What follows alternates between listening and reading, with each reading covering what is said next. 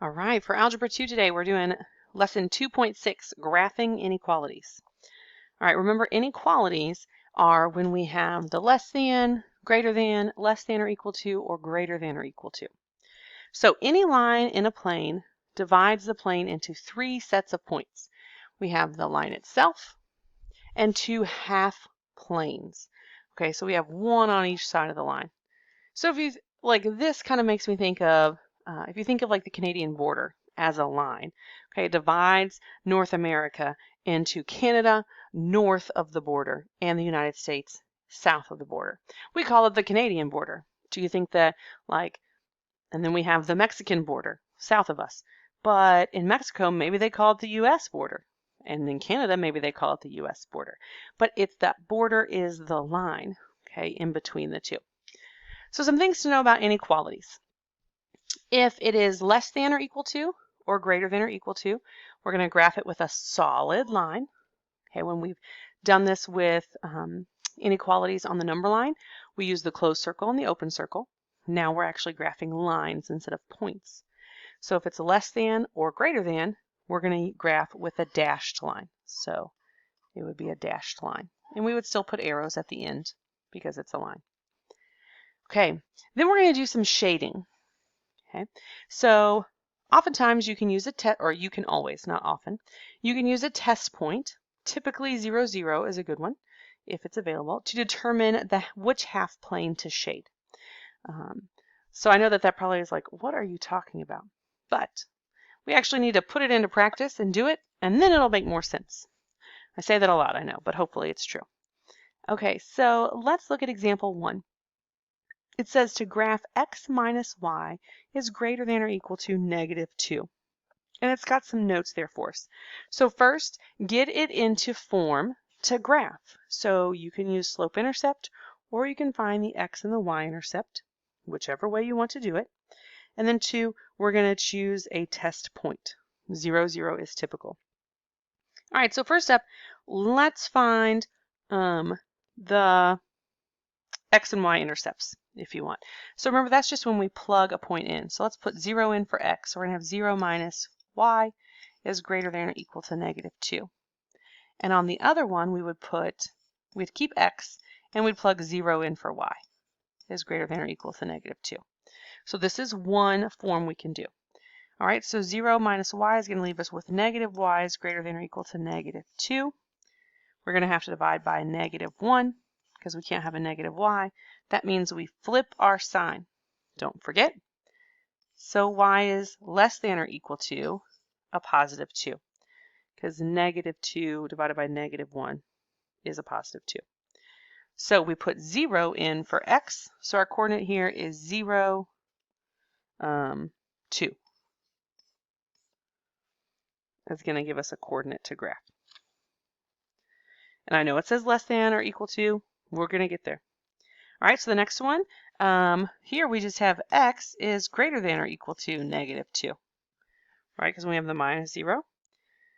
All right, so this time we put the 0 in for the y coordinate, and our x is negative, so this is -2, 0. All right, so if I would plot those points. So I've got 0 and then 2 and -2, 0. All right, those are my intercepts. And I need both of these are a greater than or equal to, less than or equal to. So I'm going to have a solid line going between those two. Always take your arrows or your lines all the way across the page or your graph that you have. Okay, let me change strategies though. Say you wanted to do slope-intercept form. Okay, say you wanted to put it in slope-intercept form. I would take my equation, and maybe I'll actually do that up here. I'm going to take my equation, x minus y is greater than or equal to -2, and I'm going to subtract x from this side. So then I have -y is greater than or equal to -x minus 2. Again, trying to get it into slope-intercept form. Divide by -1 means I need to flip my sign. Y is less than or equal to -x divided by -1 gives me a +x. -2 divided by -1 gives me a +2. So then I have y is less than or equal to x plus 2. And I can say, well, my slope is equal to 1, and my y-intercept, or b, is equal to 2, which is what we got here, 2. And then if I graphed my slope, I'd go up 1, rise 1, run 1, rise 1, run 1. I could go the other way, rise -1, run -1. Okay, so I still get the same line. It's glorious. Now, with the first method, because we have these different points, right? We have 2 different points. We need to know where to graph. So we use a test point. All right, so my test point is 0, 0. Okay, so that's this test point idea here. So if I put 0 in the graph, 0 minus 0 is greater than or equal to -2. Well, 0 minus 0 is 0. Is 0 greater than or equal to -2? Well, that is true. Okay, so if that's true, then I shade it. Okay, so shade the area of shade 0, 0. Okay, so with that being said, we'll switch up colors here. 0, 0 is here, so I would shade everything below my line. Okay, because 0, 0 falls in that plane. Because remember, when we started, we said that the line cuts the coordinate into 3 parts. The line itself, the plane left or below the line, right and below, or the plane left and above in this case. Now, here's the fun part about slope-intercept and why it's my favorite. If it's in slope-intercept form, then if we have less than or equal to, we shade below the line. Look, we had less than or equal to, so we shaded below the line. If it's greater than or equal to, we shade above the line. If we put it in slope-intercept form, it actually tells us where to shade. We don't have to do the test point. So that is my personal preference. Again, I don't care which way you do it, but that one I find is much simpler. So let's try example 2. Let's move on and try example 2, which is in function notation.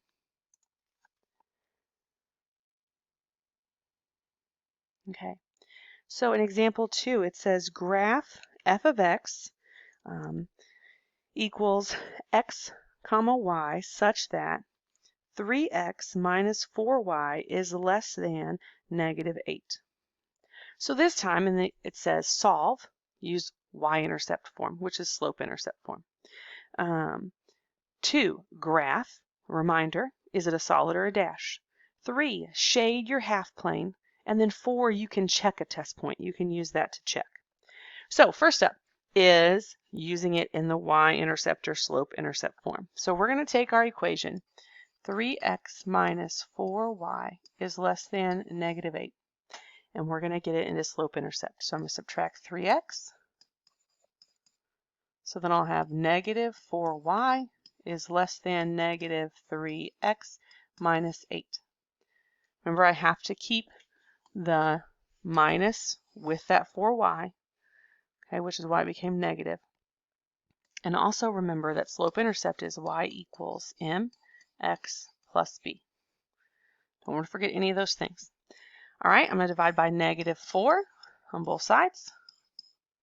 So y, I have to flip my sign because I divided by a negative.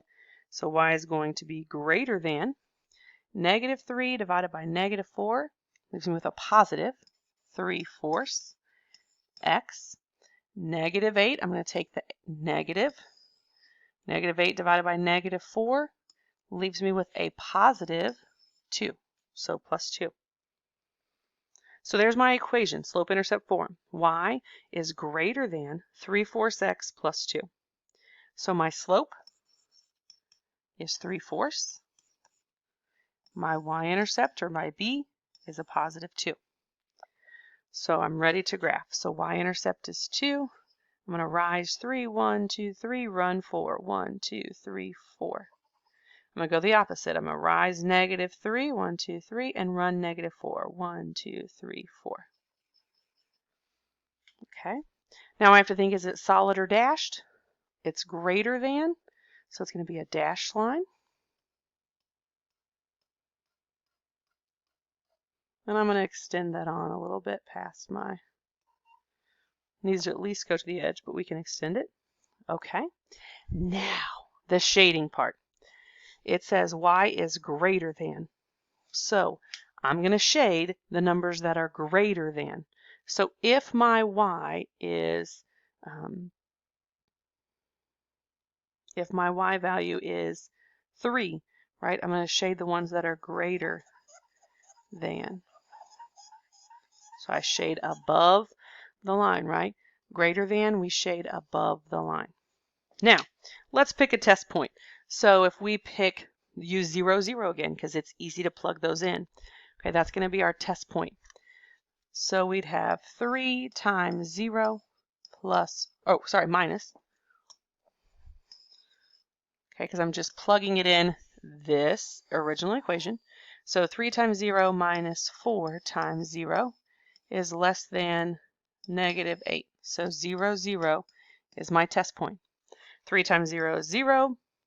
4 times 0 is 0, less than -8. 0 is less than -8. Well, hey, that is false.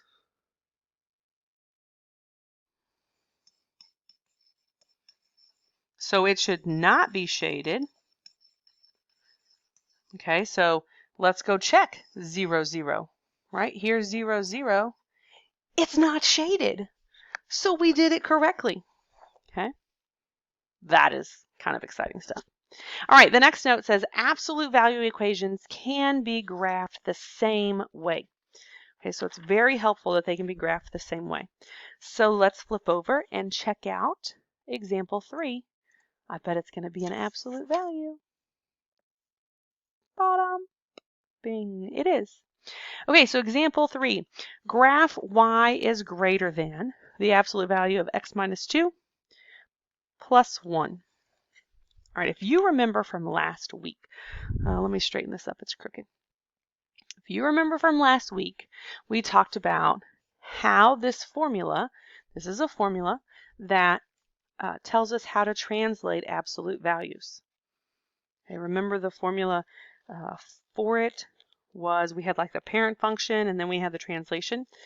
So it was f of x equals the absolute value of k minus h, or x minus h plus k. Do you remember that from last week? Okay, the h told us the horizontal movement, the k told us the vertical movement. Well, we can do that here because it's an absolute value. So we know it's going to have the V-shape graph. We just need to translate it. So we're going to translate it. Okay, this is -2, so my h is 2. Okay, h equals 2. So we're going to translate it right 2. All right, and my k equals 1, which means we're going to translate it up 1. So my graph, instead of my origin, remember my parent function, let's do my parent function. The origin would be here, and it would look like this. A little off there. Okay, that's my parent function. But I'm going to translate this from the origin. I'm going to go right 2, 1, 2, and up 1. So right here is my new origin, and oh, it's greater than. So I'm going to have a dash line, pardon me, because it's greater than. So over 2, up 1. So there's my origin for this one. Okay, and so the blue one is the graph of my function. Okay, this orange one was just to remind you what the parent kind of looked like. We don't need to do it. Okay, my dash lines are usually longer. That looks dotted and not so dashed, but that's okay. All right, so since it says it is greater than, okay, I should graph above the line. So let's check that out. I'm going to graph up here above the line. And we're still going to do a test. Okay, so let's test 0, 0 again. Right? It's easy to test 0, 0. You don't have to worry about putting the wrong thing in the wrong place. So we're going to test it into that original equation. So 0 is greater than the absolute value of 0 minus 2 plus 1. All right, so the absolute value, 0 minus 2 is negative 2. Good. So then we have 0 is greater than the absolute value of negative 2 plus 1. What's the absolute value of negative 2? Good is 2. So 0 is greater than 2 plus 1. 0 is greater than 3. That is false, right? So 0, 0 should not be shaded, and it's not. Okay, so you know you shaded it correctly. Pardon me, that's my phone. Let me grab it. All right, sorry, my apologies. I didn't silence my phone before I started recording. Okay, so because 0, 0 was in the unshaded area, it was false, and that was perfect. Okay, so we did it correctly. So let's move on to example 4, where we're looking at a word problem and doing it. Okay, so the athletic department is attempting to raise $600 by selling t-shirts and sweatshirts. They make $4 on each t-shirt and $10 on each sweatshirt. We need to do a few things here. A, write a linear inequality modeling the funds raised and graph it. And then B, we need to find what's the minimum number of sweatshirts that need sold if they have 9 dozen t-shirts. Okay, so these are examples like you're going to have in your homework, right, in your book, or that people tend to struggle with a lot. So it's good that we look at these. So let's go back and look at the important information. So they're selling shirts. They're attempting to raise $600. Okay, they make $4 on each t-shirt and $10 on each sweatshirt. So in order to write a linear inequality, so we can't have an equal sign, we have to have a different one. So we need an X and a Y. So let's make our t-shirts our X and our sweatshirts our Y. Okay, I like to label them in the problem, especially if it's not in your book, so that I don't have to write all that stuff always down here. But if anytime it says like $4 on or $4 per t-shirt, that is giving us a quantity, like we need to write a number with a variable. So we're going to have $4 per t-shirt plus $10 per sweatshirt is what they're making. Okay, so we're going to add those together in hopes of raising $600. Okay, and so do we want to raise less than $600 or more than $600? Well, ideally we're going to raise more than or equal, okay, to 600. So we know we're going to have the equal in there, but it's supposed to be an inequality. All right, so there is our linear inequality right here to start with. So now we need to solve it so that we can graph it. But step 1 is done. Okay, so let's get it into slope-intercept form.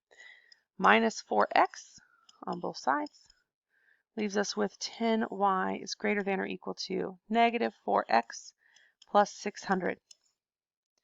Divide by 10. So y, we're going to keep our sign because we didn't divide by a negative, is going to equal negative 4/10 x plus 600 divided by 10 is 60. I'm also going to reduce the negative 4/10 because they're both even. So y is greater than or equal to negative 2/5 x plus 60. So I divided both numbers by 2. All right, so there is my inequality. So now I need to graph it. Okay. So in order to graph it, I need to put some values in there. Okay, so in order to put values in, let's just start with 0. Okay, if we sold those. So we would have 0 for our x value. Y is greater than or equal to negative 2/5 times 0 plus 60. So that would be y is greater than or equal to 60. So at 0, we would have a point on 0, 60.